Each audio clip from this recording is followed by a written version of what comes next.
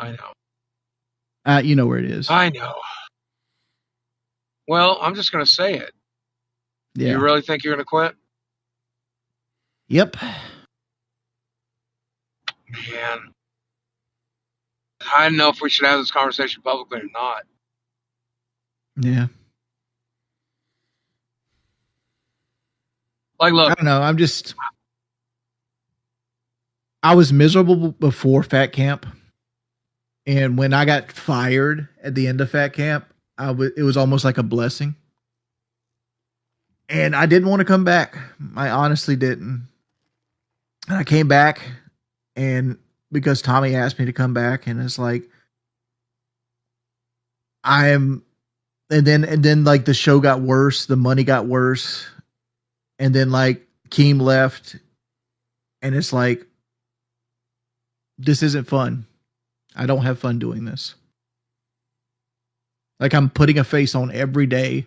I'm fucking miserable every day. I wake up. It's like, I look at live and I'm like, fuck, I got to do 2 hours of that shit tonight.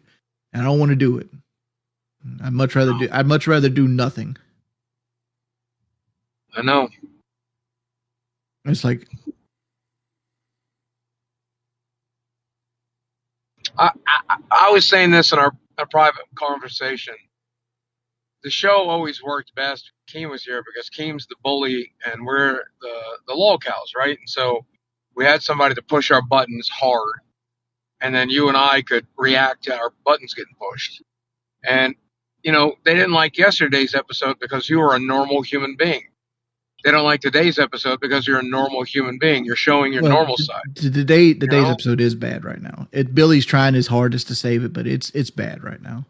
Like, everybody knows it. That's why you jumped up here. It's like, my head's not there. I'm stuttering. I'm not being my normal self. And it's just because of, like, I don't know. I'm just like, it's miserable. I'm miserable. And it's like, yeah, I don't need to be here. And like Gidgy said something the other day that resonated with me, where she's like, you don't care about this. Why are you here? Everybody else would love to be where you're at. And yeah, you're right. I don't want to be here. I'm blocking somebody else from achieving their dream because this isn't my dream. Like, I don't want to be a part of this network where like you pour Pepsi on your head and eat mustard and wear shock collars till the end of fucking time. It's just, it's who I am as a person. It's like, this whole show for the last 2 years has been one ever long telethon, 24 hours of just constant, like, let's do the dumbest shit possible for money. And I've always stated before, like, this is the show that faked cancer. Like, once it faked cancer, it got hot. It's never grown since. We went from 24,000 subscribers to 94,000, and we're still at 94,000 a year and a half later. All we're doing is like moving the chairs around the Titanic. And I don't feel like it's growing. I don't feel like everything's doing. I think it's just constantly like, how much money can we siphon out of this? And it bothers me to my core to be a part of it. And I'm just not happy with it. It's not what I signed up for. I signed up for a podcast, and it became this. I respect and understand that. I genuinely do. Like, I like what we do. I like doing it. I missed you guys yesterday a lot. I wanted to call in as soon as I could. Today. I actually scheduled my day so that I knew I would be in traffic so I could call you guys. I like working with you. I mean, I liked working with Keem. Keem hates me now. That's fine. Life goes on. I like working with you. If you quit, I'm going to miss you a lot. So, yeah, I respect it. This is probably my last show, Boogie. Fuck. This wasn't going to be an easy week, right? Boogie was going to be gone. Keem's gone. It's not in the week. It's like, I know. It's not what I want. It's not what I want. It's got nothing to do with this week. It's got nothing to do with the streams by myself. It's got nothing to do with like me having like the worst monetary stream yesterday, and it's followed up with this one who's had 2 donations in the first 40 minutes. Yeah. And like, you got people out there that's going to always criticize. You got people in the chat like, well, Wings is lazy. It's not lazy, man. Like, it's a never ending mental struggle. And like, everybody is feeling it, even if they don't want to put it out there. Everybody's feeling it. The reason that we're covering bus for the 15th time you've heard today is because it's hard to do 2 hours of a podcast every day of the fucking week. It's not hard to pour Pepsi on your head every day. It kills your soul. Yeah. Keemstar, you're live. Well, you know, the world is fucked up, but that's why we do the show. You know, we're the distraction to the fucked up world. And yeah, you know, you said, you know, I feel like we're trying to squeeze any dollar we can get out of this or whatever. I don't feel that way when I go live. You know, it is a thought. You do have to think about finances, but I'm more thinking of like, I want to have a good show because I know if I have a good show, it's going to make donos. That's just one of the factors. Yesterday, you got a lot of shit for not making any money, but I listened to the whole show. It was a great conversation. And I even put in the Discord, you guys crushed it. I've seen a lot of positive comments this week with you bringing what you do bring, Wings. You have that podcast microphone. Here's the problem I have, though, is when you said, I just don't want to do this anymore. I'm not happy here. I know what that feels like. That's why I walked away. Yeah. That's my problem. I can relate with you 100%. Yeah, I'm not happy, man. It's not for me no more. And like, well, I feel like if I could sit here and block somebody that would rather be in my position, or I could sit here and just be miserable. I don't need the money. I do well for myself. I'll put it that way. I do well for myself. Well, then we should plan the big Wings final stream tomorrow. That's this one. No, just do tomorrow. Friday night. It's payday. Wings, you're going to make money. It's the farewells. I don't need the money. I'm leaving the server after I get in this call. Oh, man. So this is the farewell stream. This is the farewell stream. Well, let's make it a happy one then.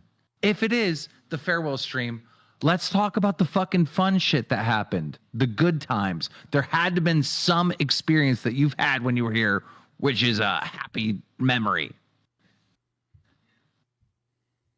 I gained more weight.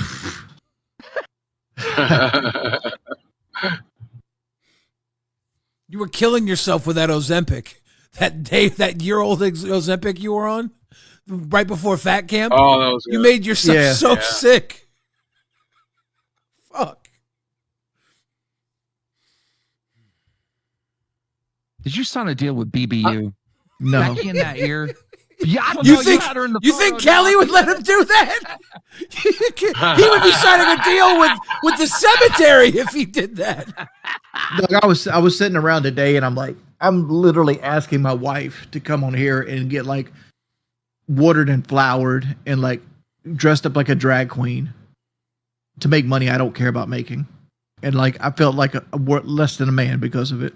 Yeah, but I don't like because I had no ideas. I had nothing. I was creatively bankrupt. It's like, but when you go to the show, you can't think about money. You got to think about like, I want to do a good show and entertain people. And then money's the side effect of that, right? You know, I get it. But like when you say it like that, it just seems like we're e-baggers, you know?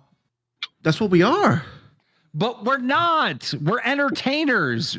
Then why does every conversation I have always center around like, what are we going to do for like donation baiting? Well, that's a part of the show. Unfortunately, this is a business. I watched a guy on Aussie like charge $5 to stack bowls on his head. What? but the shit is funny. You know. Okay. Look, I get it. I get it. No, I do. I truly get it. And the worst thing about this job is being creatively bankrupt, right? Hitting that writer's block really, really sucks. And when I started getting frustrated with the show, and I knew I didn't want to be here anymore, the writer's block was hitting hard. I could go on any fucking show. I could pop on Nerds and be like, yeah, I got an idea. You know, I could pop on any show and help them and have a million different creative ideas. But when it came to this show, my show, it's a different animal. It was gone. Oh, for sure. Yeah. It was gone. Well, it's a completely different animal. I was watching Balls today, and like Billy and Rastoff were just like watching an old video that's like an internet meme of like hot versus crazy. And they spent 45 minutes on it. It was fun. It was a good little segment. And I'm like, this would never work on live. Nope. That's the pressure of live, man. Like even on the weekends, I'm afraid to do react content, but you got to bring it every day to the show. It's exhausting. I'm gonna tell you what the number one problem is, which is not a problem at all. The problem is when we started this show, there were videos and getting millions of views, making thousands of dollars shitting on you too. All right. Now this thing has been such a success. Now that's gone. The whole point of this show was for you to monetize the hate. Well, where is that hate now? I don't see the Wings trolls are like gone or disabled or something. No, they're still there. They're still there. They don't have the impact they did before we start this show. The Boogie haters, they're like literally gone. He's become a different man. He's like invincible from the cancer arc. The mission of what this show was accomplished. I mean, that's the truth. We won. Everything we set out to do, we did. So that's why it naturally feels like an ending. That's just the truth. Yeah. I agree with that. And it's a matter of trying to reinvent the show now. And we're going to lose a lot of viewers and a lot of money in that reinvention. But I feel like there is a way to reinvent this show. It's just... No, 100%. But what I'm saying is the mission that we set forth, right? You know, of, hey, we're going to monetize this hate. Shit, we were the number one show on YouTube. How many times in fucking super chats? I mean, the show's made over $1 million. Like, bro, like we have done literally everything I said we were going to do. Like we all signed up for one mission and that mission was well completed. You did do that because, like you said, we were going to make $20,000 a month at one point, and I said, "This show's never making $20,000 a month." Yeah, yeah, we tripled that. Yeah, we did triple that. Yeah, sure did. You know what I mean? I see. That's the problem. Is that we came in trying to prove something, and then we more than proved it, and now it's like, now what, right? I set off to create the LCU and all these other shows. I did that. Now what? You know, like, that's a big problem. That's why I didn't want to be a host anymore. Is I just, when I really got dug deep and thought about this for weeks and weeks and weeks, I lost my overall mission. Now my mission is to just make the LCU as a whole win and make all these individual shows win. Which they're starting to do. I mean, the viewers on the other shows are like going up and up and up throughout the entire day, and we're getting wins and stuff there. But yeah, this show, if of its original concept with us three, just kind of ran its course.